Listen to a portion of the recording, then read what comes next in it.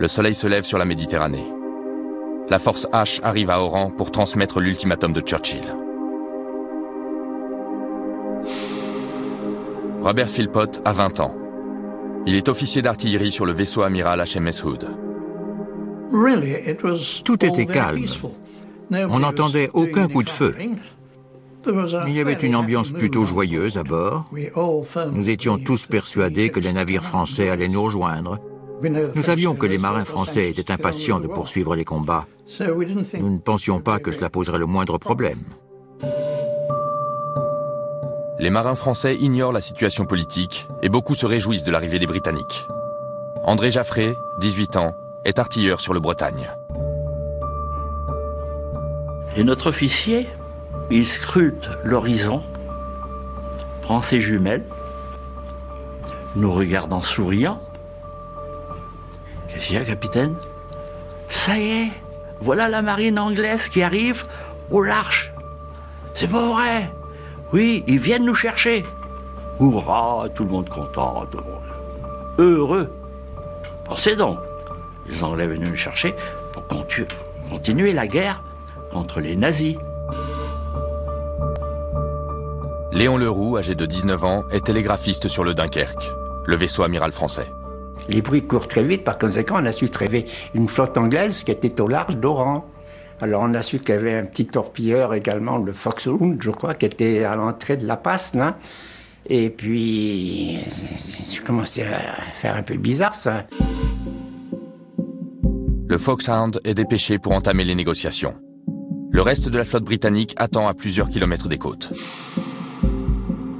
Le capitaine Hookie Holland est à bord. C'est l'ancien attaché naval à Paris et il parle couramment français. Le Foxhound sollicite par signaux une entrevue auprès du commandant français. L'amiral Marcel Gensoul se sent offensé que les Britanniques lui envoient un émissaire aussi peu gradé. Il répond en ordonnant au Foxhound de quitter le port. Mais le capitaine Holland est déterminé à présenter l'ultimatum aux Français. Il tente de rejoindre leur navire à bord d'une vedette rapide. L'un des gros problèmes de Mers-el-Kébir, c'était que l'amiral français Gensoul n'était pas compétent pour prendre les décisions. Il manquait de discernement. Il refusait de rencontrer le capitaine Holland, pourtant il le connaissait bien.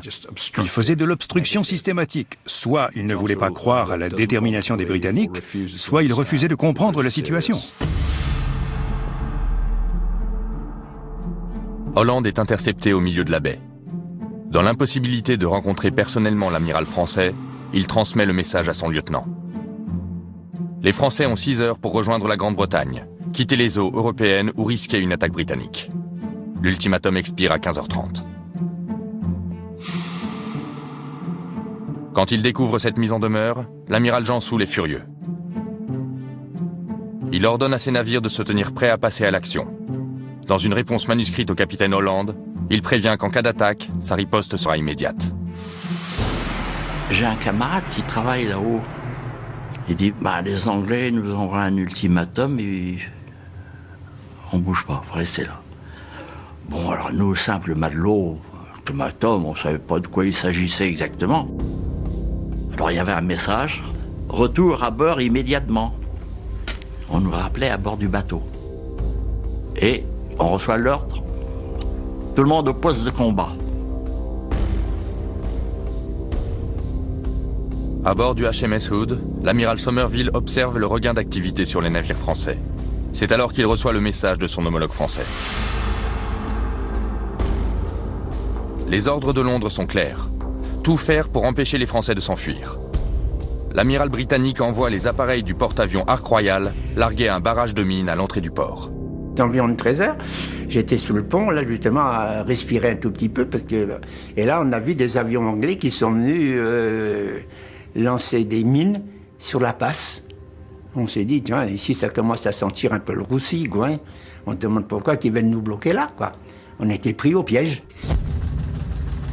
L'amiral Gensoul informe ses supérieurs, basés en métropole, de la situation. L'amiral Darlan ressent comme une insulte le fait que Churchill ne croit pas en sa parole. Face à la menace britannique, Darlan envoie un ordre aux navires français. Toutes les forces déployées en Méditerranée doivent rejoindre Mers el-Kébir pour soutenir l'amiral Jansoul.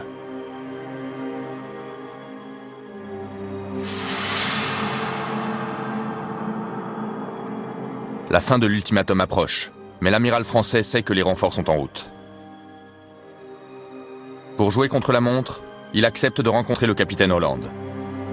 L'ultimatum est suspendu le temps des négociations.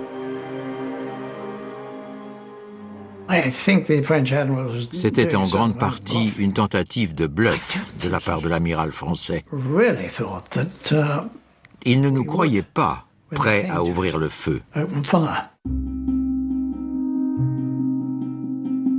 Quand Holland monte à bord du vaisseau amiral de la flotte française, Jansoul lui montre les messages secrets envoyés par Darlan 10 jours plus tôt, et notamment l'ordre donné à ses hommes de saboter leur navire si les Allemands tentent de s'en emparer. Les deux hommes sont persuadés que ces révélations vont apaiser les craintes britanniques. Malheureusement, la situation évolue rapidement et leur échappe totalement. À Londres, l'amirauté intercepte l'appel de Darlan aux autres navires français de Méditerranée. Elle prévient aussitôt Churchill que les Français vont recevoir des renforts d'une minute à l'autre. Pour Churchill, il est temps d'agir. Il envoie un dernier message à l'amiral Somerville. Son contenu est bref et brutal. Réglez la situation rapidement. Après avoir reçu l'ordre de Churchill, Somerville transmet une mise en garde au vaisseau amiral français. Si aucun accord n'est conclu dans la demi-heure, il ouvrira le feu.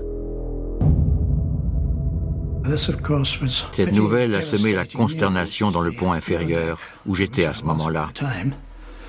Nous ne pouvions pas envisager de tirer sur nos amis et alliés.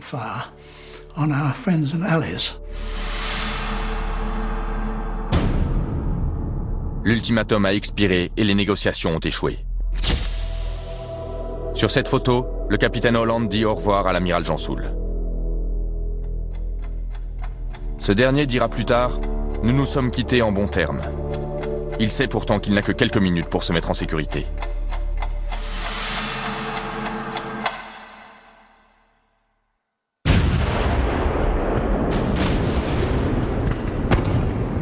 L'escadre de l'amiral Somerville lâche l'une des plus grandes bordées de canons de l'histoire de la marine de guerre.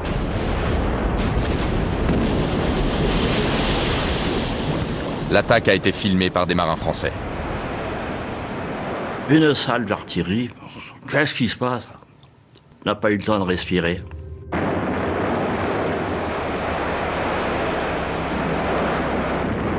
Une autre salle. Et une troisième.